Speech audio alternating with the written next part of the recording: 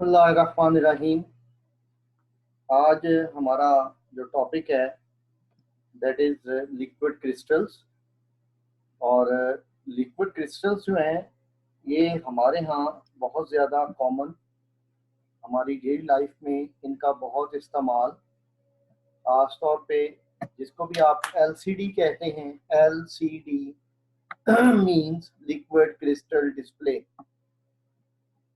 तो आज हम उन्हीं एलसीडीज के अंदर क्या मटेरियल मौजूद है और वो किस तरह का होता है और उसके फीचर्स क्या हैं, किस तरह से ये आए मंजर आम पे, ये हम डिस्कस करें। ये लिक्विड क्रिस्टल एक ऐसी स्टेट है जो दो टेम्परेचर्स के दरमियान एग्जिस्ट करती है, एक मेल्टिंग टेम्परेचर और दूसरा क्लियरिंग टेम्परेचर। यानी कुछ सॉलिड इस तरह के होते हैं कि आप उन्हें गर्म करें, वो पहले मेल्ट होते हैं, मेल्ट होके वो बन जाते हैं एक turbid liquid, turbid milky, clear नहीं होता।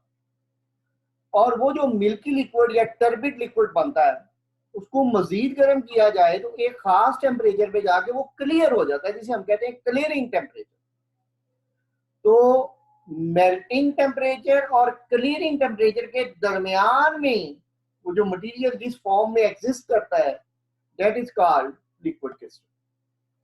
ये देखिए, क्रिस्टल को पहले पिघलाया गया तो एक टेम्परेचर है दैट इज मेल्टिंग टेम्परेचर और वो बना लिक्विड क्रिस्टल। और लिक्विड क्रिस्टल को फर्दर गर्म किया गया तो वो क्लियर लिक्विड में कन्वर्ट हो गया और दैट इज क्लियरिंग टेम्परेचर। तो आप देख सकते हैं इस टेम्परेचर और इस टेम्परेचर के दरमियान जिस तरह से वो शय एग्जिस्ट करती है दैट इज लिक्विड क्रिस्टल। ये फिनोमेना ऑस्ट्रियन बॉटनिस्ट थे फ्रेडरिक रेनिजर, फ्रेडरिक रेनिजर, टी इसमें साइलेंट है, 1888 में उसने डिस्कवर किया था।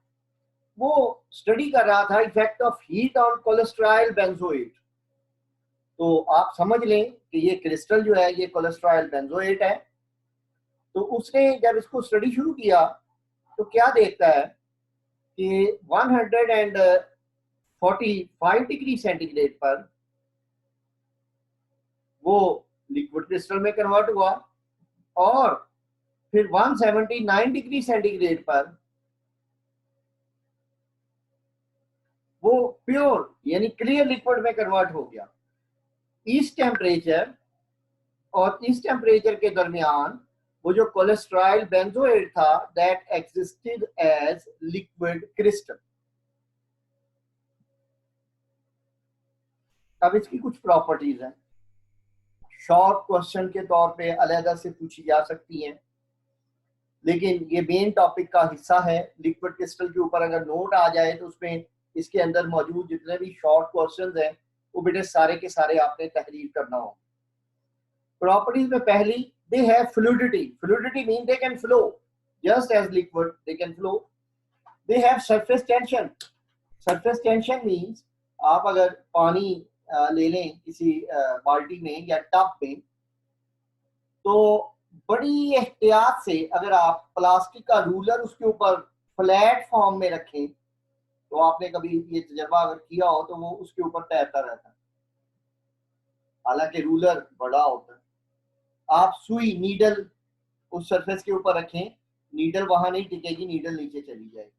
अब वो जो सरफेस ऑफ द लिक्विड है वो एक्चुअली एक मेम्ब्रेन के तौर पे काम कर रही होती है और उसके अंदर एक टेंशन होता है that is known as surface tension which allows कि वो जो रूलर है वो उसको उसके ऊपर तैरने देता है, डूबने नहीं देता, तो बड़ी एहतियात से उसके ऊपर रखा गया। और विस्कोसिटी भी होती है लिक्विड्स के अंदर। विस्कोसिटी क्या है? गाढ़ापन। कुछ लिक्विड्स इजीली फ्लो कर जाते हैं, जैसे थिनर ले लें, जैसे आप एसीटोन ले लें। कुछ ज्यादा डिफिकल्टी से करते हैं जैसे वाटर है, और उससे भी ज्यादा डिफिकल्टी से कुछ मोबाइल्स हैं, ठीक है जी, उनकी डेंसिटी उनकी विस्कोसिटी ज्यादा होती है। ये प्रॉपर्टीज है लिक्विड्स।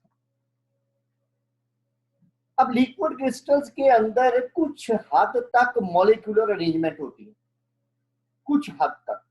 कैसे होती है ये हमारे पास अभी डायग्राम इसकी एक आ जाएगी। ये देखिए, ये आपको एक जगह पे लिक्विड क्रिस्टल की मॉलिक्यूलर अरेंजमेंट आपको नजर आ रही होगी। ये देखिए जी, ये लिक्विड के अंदर मुकम्मल तौर पे अरेंजमेंट, लिक्विड क्रिस्टल में कुछ हद तक अरेंजमेंट, और लिक्विड्स में नो अरेंजमेंट एट ऑल। ठीक है जी, तो ये आप लोगों को क्लियर होना चाहिए था कि लिक्विड क्रिस्टल्स जो है वो क्या होते हैं। जी बेटा, वापस चलते हैं। हाँ जी, they have optical properties like those of crystalline solids. Optical properties जैसे लेंसेज आप ले लें, जैसे आप प्रिज्म ले लें, तो उनकी जो प्रॉपर्टीज होती हैं, कहते हैं लिक्विड क्रिस्टल में वो वाली प्रॉपर्टीज पाई जाती है। Liquid crystals are anisotropic. ये एन आइसोट्रॉपिक से क्या मुराद है, मैं यहां आपको बताता चलूं। जो लिक्विड्स होते हैं उनमें, जैसे इस गिलास में मैं पानी ले लूं, इसके अंदर यहां से अगर कोई लाइट की रे ट्रेवलिंग शुरू कर दे तो वो अगली तरफ से गुजर जाएगी विदाउट एनी डिस्टर्बेंस। ठीक है, लेकिन अगर इसकी जगह मैं NaCl का पीस ले लूं, तो NaCl में आप एक खास एंगल से लाइट अगर करेंगे तो वो पास होगी, जरा सा एंगल चेंज हो जाएगा तो वो पास नहीं होगी। ये जो प्रॉपर्टीज ऑफ कुछ सब्सटेंसेस जो एंगल के ऊपर डिपेंडेंट होती हैं, उन्हें हम एन आइसोट्रॉपिक कहते हैं। लिक्विड क्रिस्टल की जो प्रॉपर्टीज हैं वो एंगल डिपेंडेंट होती हैं, इस वजह से लिक्विड क्रिस्टल्स को हम कहते हैं एन आइसोट्रॉपिक। इसका उलट है आइसोट्रॉपिक। जैसे आपने भाव में मैट्रिक में पढ़ा होगा, एरोबिक रेस्पिरेशन और एन एरोबिक रेस्पिरेशन, बायोजेनेसिस और एबायोजेनेसिस। तो ये बिल्कुल वैसे ही है। आइसोट्रॉपिक के एंगल के साथ तमाम properties iso same, an isotropic नहीं भाई, एंगल चेंज होगा तो प्रॉपर्टीज चेंज हो जाएंगी। लिक्विड क्रिस्टल में ये ऐसे होता है। ये आपको आगे जब हम क्रिस्टल्स में आएंगे तो वहां आपको ये ज्यादा बेहतर क्लियर हो जाएगा कि ये एन आइसोट्रॉपिक क्या होती है। ये बकायदा एक शॉर्ट क्वेश्चन है क्रिस्टलाइन सॉलिड्स के अंदर। अब मॉलिक्यूलर स्ट्रक्चर कैसी होती है, मैंने अभी थोड़ी देर पहले आपको ये स्ट्रक्चर आपको दिखाई। आप देख सकते हैं सॉलिड्स के अंदर अरेंजमेंट बहुत रेगुलर, ये खास तरतीब से जुड़े हुए हैं। लिक्विड क्रिस्टल में उतने रेगुलर नहीं है, लेकिन कुछ ऑर्डर, कोई तरतीब है, लेकिन लिक्विड्स में बिल्कुल भी नहीं। कहता है liquid crystals often contain long rod shaped molecules. आप देख रहे हैं रॉड शेप्ड मॉलिक्यूल्स है। In normal liquid phase they are in random disordered arrangement. सबसे राइट साइड में आपको नजर आ रहा होगा डायग्राम में कि वो बिल्कुल ऑर्डरलेस उनकी अरेंजमेंट है, डिसऑर्डर्ड अरेंजमेंट है।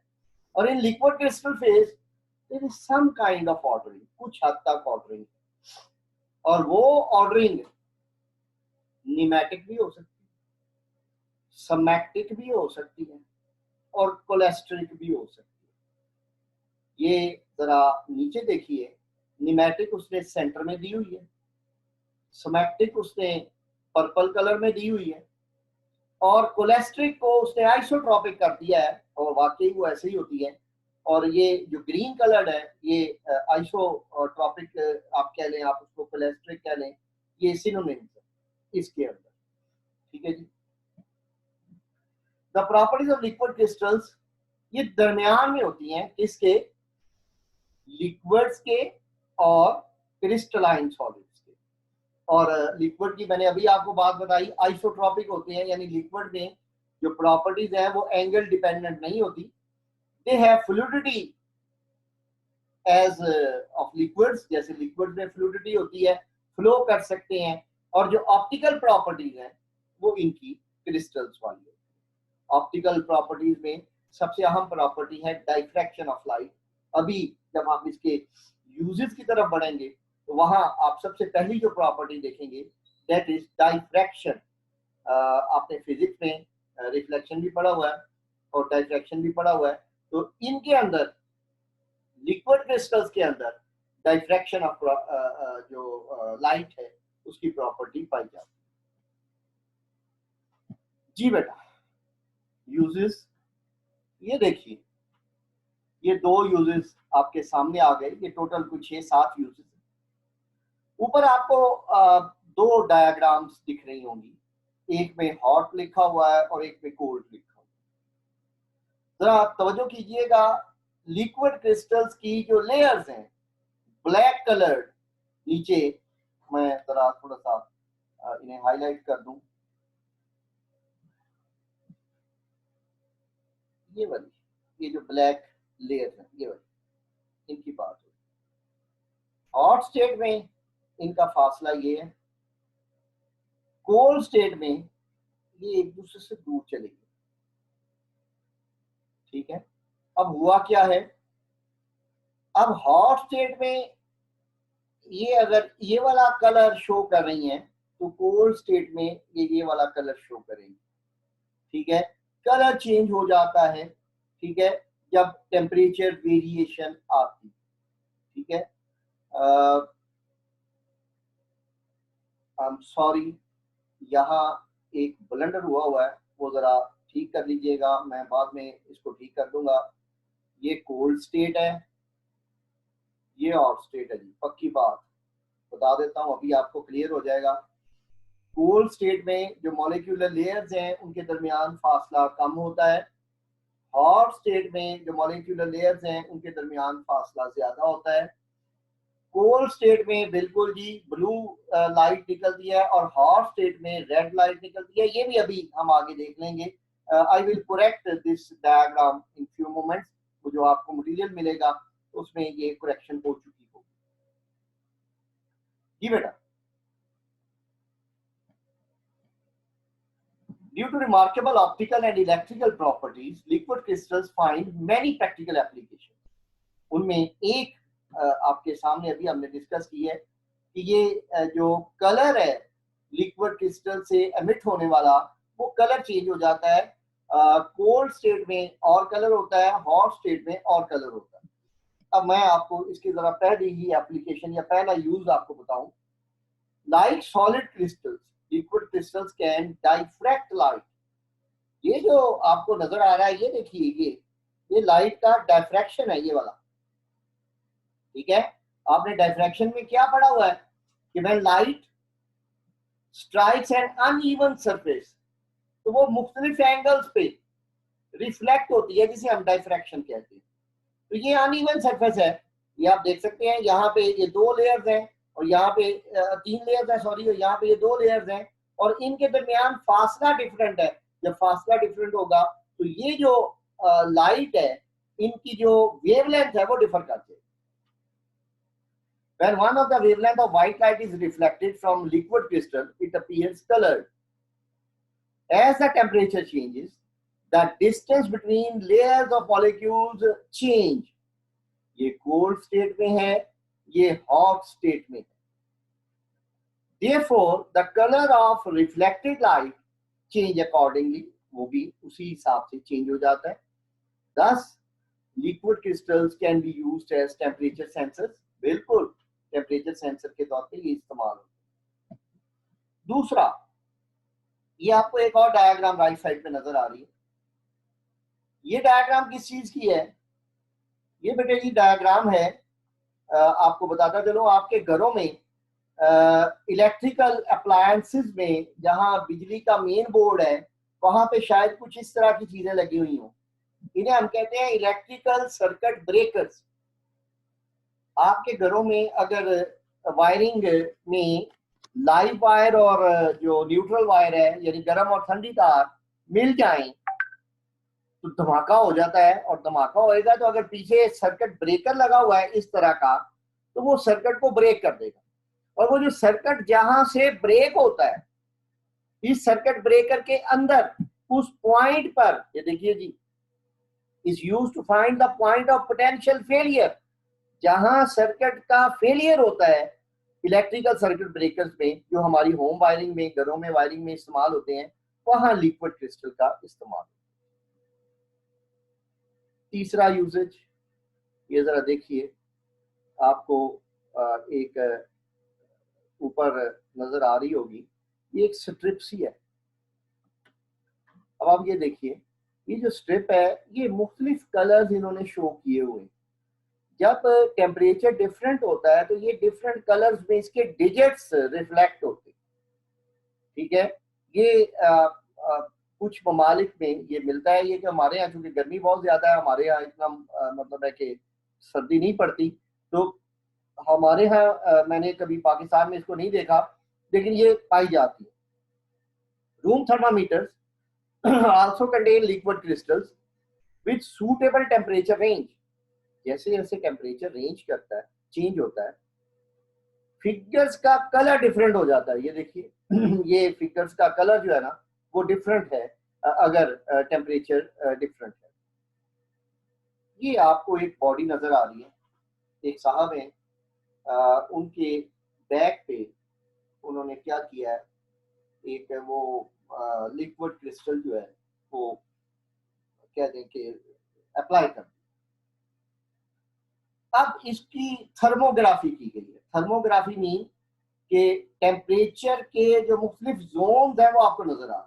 मैं आपको एक मिसाल देना चाहता हूँ, जैसे आजकल गर्मी है, आपने पता नहीं कभी गौर किया या नहीं किया, ये जो हमारा ये वाला हिस्सा होता है ना पीछे, ये कंधों से थोड़ा सा नीचे, ये बड़ा कूल रीजन होता है।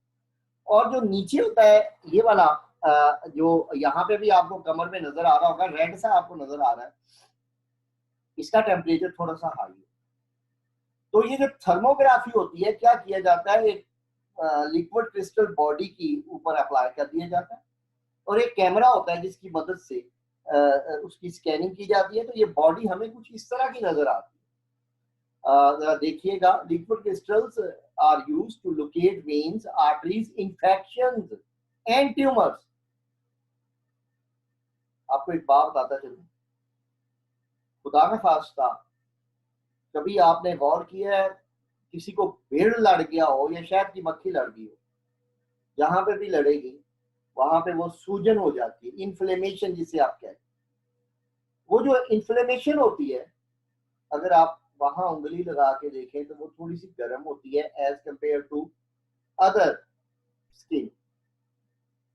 जहां इंफेक्शन होगा बॉडी में, उस रीजन का टेम्परेचर थोड़ा सा ज्यादा हो।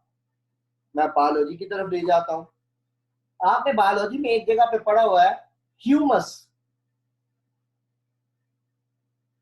गलने सड़ने के बाद पैदा होने वाला मटेरियल। और ह्यूमस कहां से पैदा होता है, जब कोई ऑर्गेनिक मैटर, लिविंग मैटर गल सड़ रहा होता है, तो वो जो मटेरियल पैदा होता है दैट इज ह्यूमस। और जहां गलने सड़ने का अमल होता है वहां टेम्परेचर थोड़ा सा हाई होता है। आई डोंट नो, आप में से कभी कोई गांव में गया हो, तो गांव में एक डंप होता है, कूड़ा कबाड़ सारे गांव का वहां फेंका जाता है। आप आजकल की गर्मियों के दिनों में अगर उस डंप के पास से भी गुजरे तो आपको हीट थोड़ी सी ज्यादा महसूस होगी। अगर आपने पहले कभी ये गौर नहीं किया तो अब की बार जब आप गौर गांव जाएं तो ये आपने चीज नोट करनी है कि whenever you are passing by a dump, जहां गलने सड़ने का अमल हो रहा है, तो वहां टेम्परेचर थोड़ा सा ज्यादा होता है। बात खत्म करते हैं, वापस आते हैं अपने टॉपिक की तरफ। तो बॉडी में भी जहां गलने सड़ने का अमल हो रहा हो, दैट मीन्स सम इन्फेक्शन हो गया है, तो वहां पे टेम्परेचर थोड़ा सा ज्यादा। चौथी लाइन में आ जाए, specialist can use the technique of skin thermography, ठीक है, to detect blockage in the vein, veins के अंदर ब्लॉकेज, आर्टरीज में।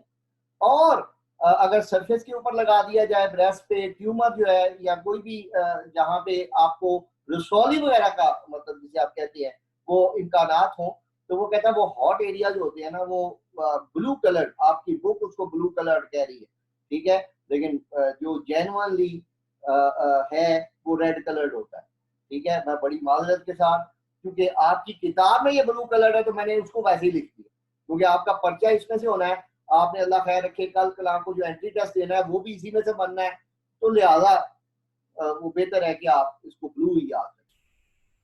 तो ये ब्रेस्ट कैंसर वगैरह में या कोई भी ट्यूमर जो है रसौली वगैरह में, ये अर्ली डायग्नोसिस में ये बड़ी हेल्प करता है। ठीक है जी, लिक्विड क्रिस्टल से याद है जी बेटा।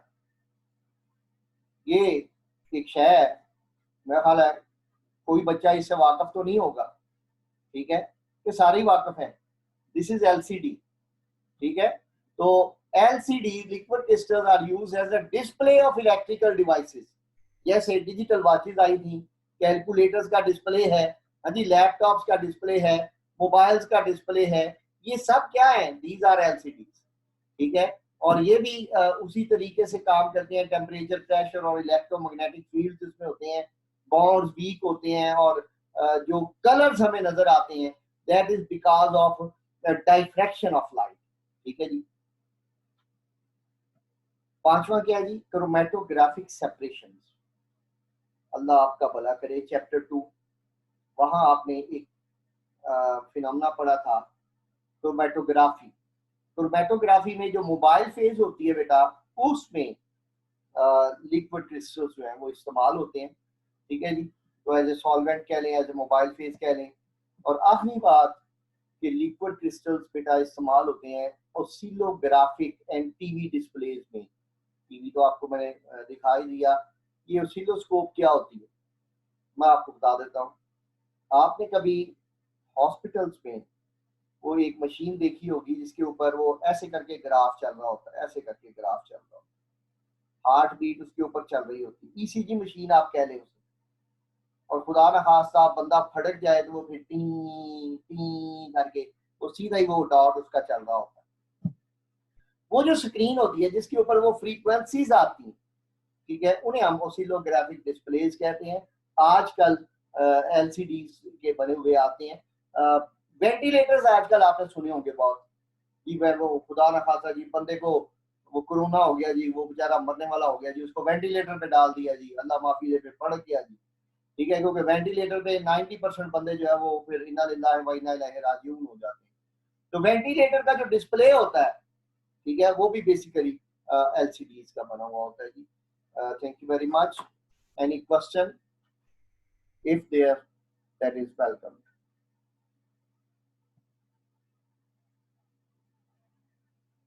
हाँ जी, कोई सवाल नहीं, चलें जी फिर।